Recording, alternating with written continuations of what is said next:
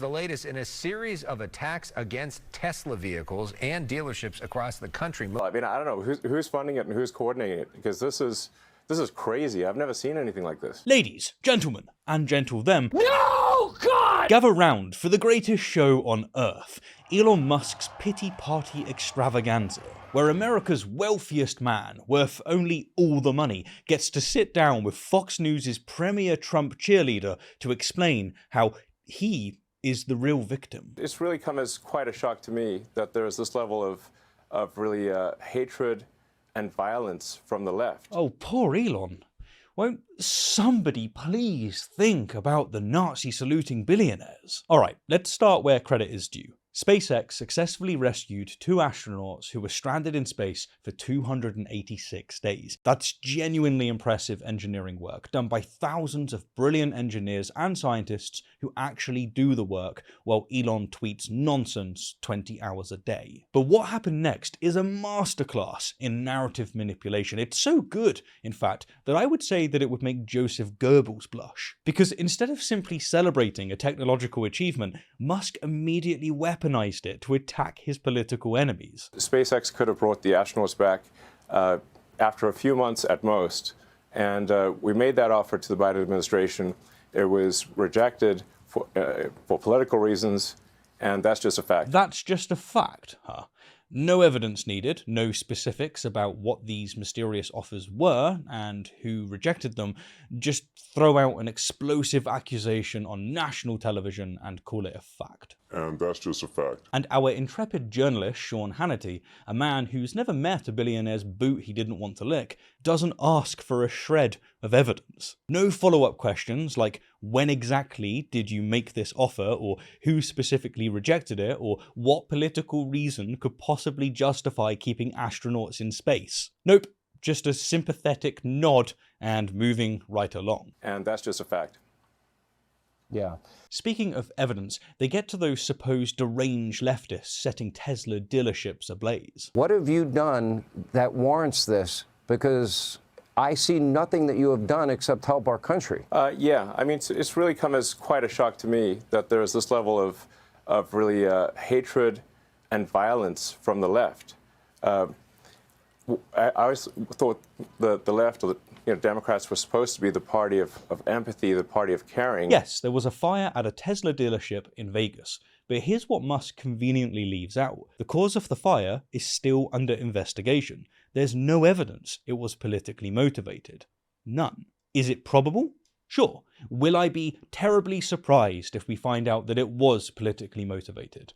No, I wouldn't. But still, there's no proof. But why let the facts get in the way of a good victim narrative, right? Elon Musk, a man who routinely sets his 220 million Twitter followers on journalists, critics, and regular people who dare to question him, is what? All of a sudden deeply concerned about hatred and violence? Pull the other one. Go yourself.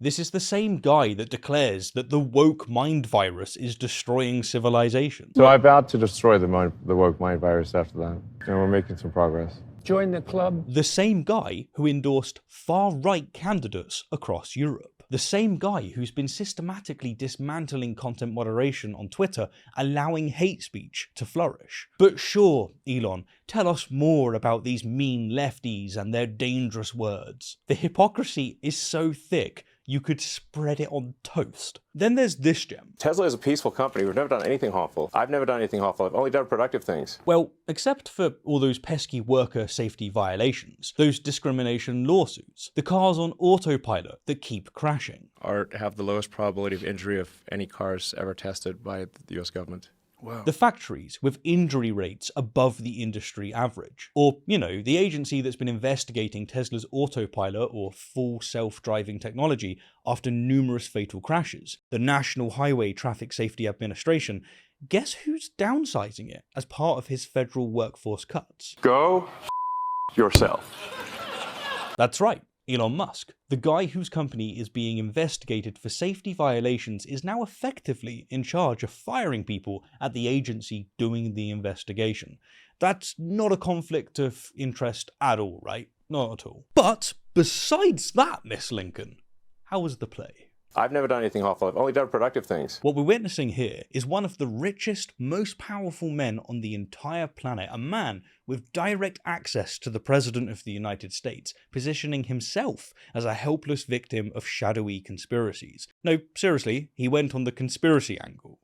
There's some kind of mental illness thing going on here, because this doesn't make any sense. I think there are larger forces at work as well. I mean, I don't know who's funding it and who's coordinating it, because this is crazy. I've never seen anything like this. Indeed, the classic who's funding it dog whistle, not quite saying George Soros or the Jews or the globalists, but planting the seed for his gullible audience. And Sean, the professional softball pitcher that he is, tees up the perfect question. You just rescued 2 astronauts that have been in space for 286 days. They were only supposed to be there 8. You helped the people in North Carolina, Tennessee, California. You have, I think, the most creative and innovative car on the market. You created Starlink for communications that's used by hundreds of countries. You're working on helping the blind see and all of these other things. Is it really come down to the basic, you're aligned with President Donald Trump, who also is a friend of mine? Yeah, Sean, it is shocking that aligning yourself with a twice impeached, criminally convicted, election-denying demagogue might make people less enthusiastic about your products. President Donald Trump, who also is a friend of mine. I am shook if I tell you. I don't know how I will possibly recover. It makes no sense. It must be Soros. There's some kind of mental illness thing going on here, because this doesn't make any sense. Here's what's really happening. Elon Musk is watching Tesla's market share plummet. The sales have tanked the world over. Chinese competitors are eating his lunch. European sales have collapsed. And here's the ultimate irony. 71% of Republicans would not consider owning an electric vehicle. Meanwhile, EV buyers tend to be overwhelmingly progressive. So Musk has essentially decided to alienate the exact people who might actually buy his cars, while pandering to people who wouldn't touch an EV with a 10-foot pole. Pure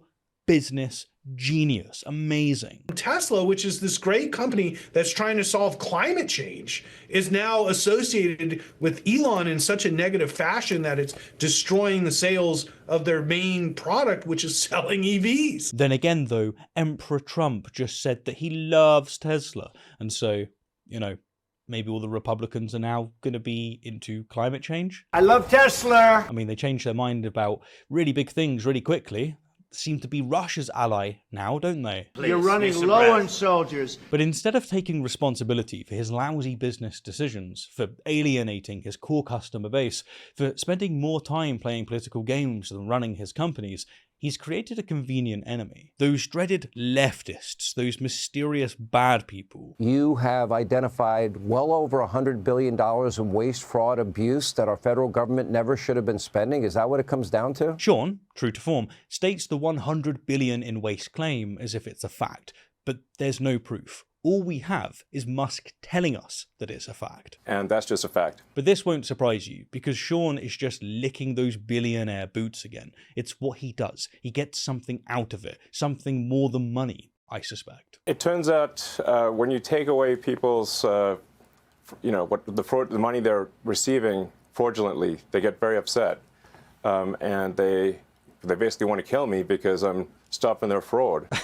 And he wants to accuse others of being deranged. Per his narrative, Elon genuinely believes that ordinary people are mad at him because he's some kind of anti-corruption crusader, not because he's become an insufferable right-wing troll who spends his days retweeting conspiracy theories instead of fixing panel gaps on his overpriced cars. Let's be crystal clear about what Musk's Department of Government Agency is actually doing. He's fired or offered buyouts to approximately 100,000 federal employees. That includes people who process veterans' benefits, inspect food safety, monitor environmental pollution, and yes, investigate Tesla's self-driving technology. And here's the truly dystopian part. Through Doge, Musk now has access to sensitive personal and financial information of millions of Americans. The same guy who's been accused of market manipulation, who spreads dangerous conspiracy theories, who aligned himself with extreme political movements, now has access to your data. But sure, we're all just mad about the fraud that he's supposedly stopping. Sure, whatever bullshit narrative you can tell yourself. $100 billion.